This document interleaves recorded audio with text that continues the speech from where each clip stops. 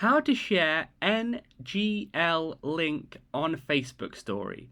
So first of all, once you're on the NGL app, go ahead and click on copy link in the middle of the screen. Then you want to click on share at the bottom.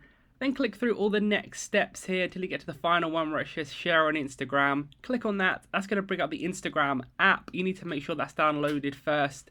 Then it's going to send you to here where you can go ahead and click on the little sticker icon in the top middle part of the screen. Then you want to click on link.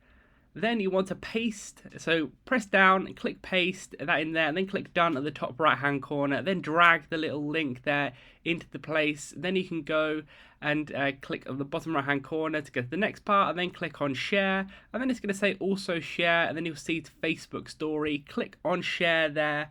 Then you want to click on OK. Then that's going to share it on Facebook and Messenger. So click done once it's there. You can go back onto the Facebook app and then you'll see your story in there. So leave a like on the video if that helped and subscribe for more helpful videos like this one.